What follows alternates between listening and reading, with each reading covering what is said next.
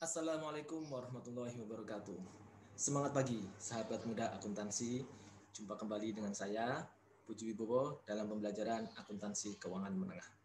Kali ini kita melanjutkan materi di sisi kredit di dalam laporan proses keuangan, yaitu bagian ekuitas. Sebagaimana teman-teman ketahui, kalau kita membaca laporan posisi keuangan atau yang sering dikenal dengan istilah neraca, maka disitulah kita menemukan adanya persamaan akuntansi, ya. Persamaan dasar akuntansi yaitu aset sama dengan liabilitas ditambah ekuitas.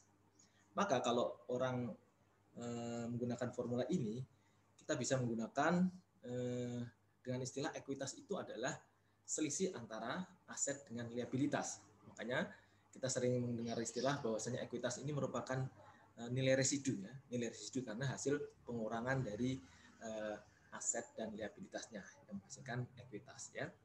Nah, seluk beluk ekuitas ini seperti apa? Ya, di dalam nanti kita lihat ada saham, ada saldo return earning dan lain sebagainya. Maka akan dikupas di dalam bahan-bahan tayangan berikut ini, ya.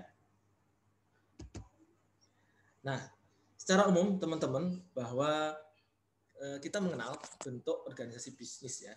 Itu ada 3 yang kita kenal, ya. Pertama adalah proprietorship, ya. Proprietorship ini apa? Ini perusahaan pribadi. Artinya perusahaan ini hanya dimiliki oleh satu orang atau mungkin oleh satu keluarga, dan ini tidak diserahkan kepemilikannya kepada pihak lain, ya, perusahaan pribadi. Nah, ini sering sekali kalau kita melihat contoh-contoh nyata di dalam kehidupan kita itu sebenarnya tetangga kita yang membuka warung makan, yang membuka toko sembako, itulah contoh-contoh real, contoh konkret bentuk dari sebuah perusahaan pribadi yang paling mudah, ya. Kemudian ada lagi yang bentuknya adalah partnership. Ini persekutuan, CV, ya. Namanya persekutuan, ini berarti sudah melibatkan lebih dari satu orang, ya, atau lebih dari satu entitas. Dan persekutuan ini terbagi ke dalam permodalan, ya, tapi tidak terbentuk dalam saham yang dijual belikan, ya, ini partnership. Dan yang ketiga yang akan kita pelajari adalah bentuk dari usaha corporation atau korporasi, ya. Beberapa karakteristik penting di dalam perusahaan korporasi adalah apa? Pertama, dia akan dipengaruhi oleh hukum perusahaan, ya. Nah, hukum perusahaan karena di situ ada penyatuan kepentingan, ya, ada penyatuan kepentingan dari beberapa pemilik perusahaan. Untuk kita mendengar istilahnya adalah pemegang saham. Kemudian kita menggunakan ini, ya, sistem share, sistem saham, mohon maaf, di mana saham itu akan menunjukkan, kepemilikan saham itu akan menunjukkan bagaimana kita akan membagi profit dan loss-nya. Termasuk juga bagaimana kita akan berbagi kontrol, manajemen dari perusahaan, dan berbagi aset ketika perusahaan dilikuidasi. Termasuk di dalamnya sistem saham nanti menunjukkan ada tidaknya sistem preemptif, artinya sistem yang mendahulukan kepada pemegang saham dibanding pemegang saham yang baru, ya. Pemegang saham lama diberikan hak untuk menggunakan opsinya, yaitu membeli saham yang baru sebelum ditawarkan ke calon pemegang saham yang lain. Ya, ini namanya preemptive right. Kemudian yang ketiga, yang tidak kalah menarik dari karakteristik korporasi adalah pengembangan adanya bentuk-bentuk atau varian-varian dari kepemilikan, ya. Nah, di sini ada nanti kita mengenal ada namanya ordinary shares, ya, saham biasa, atau preference shares atau saham preference. Ini sudah pernah kita bahas di dalam pengantar akuntansi 2, ya. Nah, kalau kita melihat teman-teman semua dari definisi di PSAK 50, apa sih yang dimaksud dengan ekuitas? Adalah setiap kontrak yang memberikan hak residual, nah, atas aset suatu entitas setelah dikurangi dengan seluruh liabilitasnya. Makanya kita nyebutnya hak residual, ya. Karena kita akan mendapatkan itu manakala memang ekuitas kita lebih tinggi dari liabilitasnya. Makanya hak residual, hak sisanya, ya. Kalau aset kita masih tidak bisa mencukupi kewajiban kita, maka nanti terjadi ekuitas negatif. Tentu saja kita nggak mendapat residual, ya. Itu, ya. Nah, di sini nanti menariknya, ya. Kalau ekuitas negatif seperti apa? Apakah pemegang saham akan dituntut sampai kekayaan pribadinya? Nah, tentu tidak, ya, karena ini sudah pemisahan entitas, berbeda dengan perusahaan pribadi, ya. Kalau mengalami kerugian maka harta pribadinya bisa diambil. Tapi kalau korporasi ini, ya, sebatas kepemilikan dia yang ada di perusahaan itu hilang semua. Nah, nanti tanggung jawab perusahaan itu secara perdata nanti si manajemen ya, si direksi yang bertanggung jawab ya. Bagaimana dia akan mengatasi kepailitannya itu. Ya.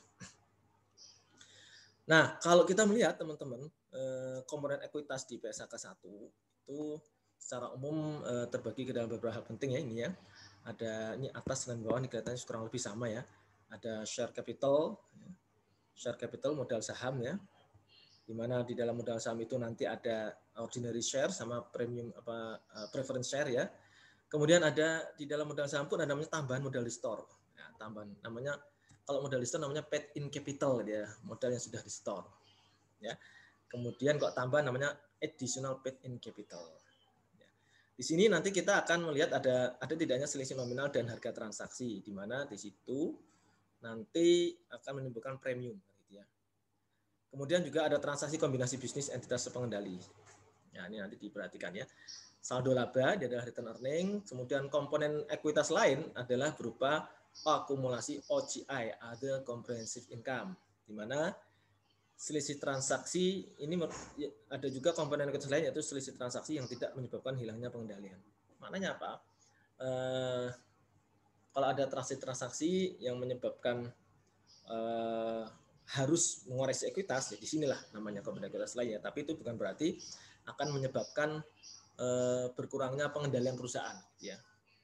Kemudian yang keempat ini ada juga kepentingan non pengendali, kita sebut kadang-kadang NCI, non controlling interest ya. Nanti teman-teman akan sangat akrab dengan istilah NCI ini di dalam mata kuliah akuntansi keuangan lanjutan ya, ketika bicara tentang business combination atau business consolidation di sana ya. Ada laporan keuangan konsolidasi ya. Nah, ini secara umum ya teman-teman, Anda bisa lihat juga di sini ya, ini penegasannya saja ya. Kemudian kalau kita lihat dari sisi kiri, ini menjelaskan bagaimana bentuk-bentuk saham di dalam perusahaan ya. Ada namanya contributed capital, artinya itu contributed capital itu modal yang sudah dibayar istilahnya ya, sudah dibayar. Ini saham yang sudah terpenuhi pembayarannya oleh pemegang saham gitu ya.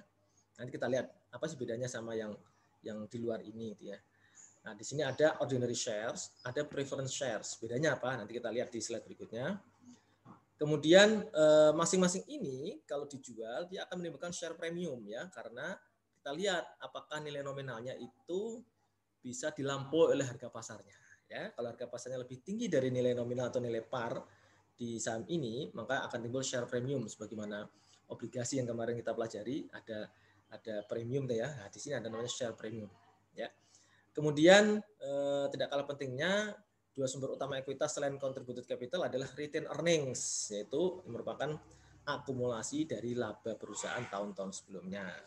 Nah, dikurangi dengan treasury shares. Ini treasury shares ini apa? Saham beredar yang kita tarik, yang kita beli. Ya, saham beredar yang kita tarik itu akan mengurangi nilai dari ekuitas. Gitu ya. Sehingga di sini aset kurang lebih sama dengan equity. Nah, teman-teman semua, ini adalah istilah-istilah penting yang perlu teman-teman pahami supaya tidak terbolak-balik istilahnya ya. Jadi yang namanya penerbitan saham, kalau saham perusahaan atau sudah memutuskan akan menerbitkan sejumlah saham tertentu, maka dia sebut dengan authorized shares. Artinya ini adalah jumlah saham yang sudah diotorisasi, sudah disahkan, akan diterbitkan, akan dijual ke pihak lain gitu ya. Misalkan perusahaan pertama kali akan go public ya, dia akan jual itu ke Bursa Efek Indonesia misalkan ya. Dia sudah merencanakan untuk mengesahkan penerbitan saham sebanyak 1 juta share, 1 juta lembar saham. Ini namanya authorized shares. Tapi yang namanya kita sahkan, kita otorisasi belum tentu kita keluarkan semua ya, tergantung ya. Di situ ada namanya issued dan unissued. Issued itu benar-benar sudah kita keluarkan, artinya sudah dijual di masyarakat ya, di investor ya. Sama unissued ini belum, masih kita simpan dulu. Cuman statusnya dia nunggu gitu ya, nunggu. Belum kita terbitkan, tapi sudah kita otorisasi. Baru direncanakan saja ya. Jadi di sini yang namanya authorized shares adalah issued shares ditambah unissued shares ya. Jadi kalau teman-teman lihat di diagram Venn ini ya, maka yang paling besar ini adalah authorized shares. Kemudian anaknya ini adalah issued shares. Jadi authorized shares dikurangi issued shares sama dengan unissued shares gitu ya. Nah, kemudian di dalam issued shares ini, saham yang diterbitkan, ini ada dua bagian lagi. Apakah yang outstanding atau yang jadi treasury. Outstanding artinya dipegang sama pemegang saham. Tapi kalau treasury itu kita ditarik lagi oleh perusahaan. Ya, statusnya jadi sebenarnya statusnya seperti unissued gitu ya, seperti unissued. Tapi dia maksudnya sebagai apa namanya pengurang ya dari outstanding treasury shares ini ya. Ya. Sehingga di sini kita simpulkan authorized shares sama dengan issued shares ditambah unissued shares, kemudian issued shares yang diterbitkan ini sama dengan outstanding shares ditambah treasury shares. Jadi yang paling banyak itu memang authorized-nya, kemudian issued shares sendiri ada dua, yang outstanding dipegang pemegang saham atau yang kita tarik sebagai treasury shares. Demikian ya teman-teman istilah umum di dalam penerbitan saham. Kita akan lanjutkan di dalam video edukasi berikutnya. Bagaimana ketika perusahaan menerbitkan saham dengan nilai yang ada parinya ataupun yang tanpa nilai pari. Salam sehat buat sahabat muda akuntansi. Semangat pagi. Assalamualaikum warahmatullahi wabarakatuh.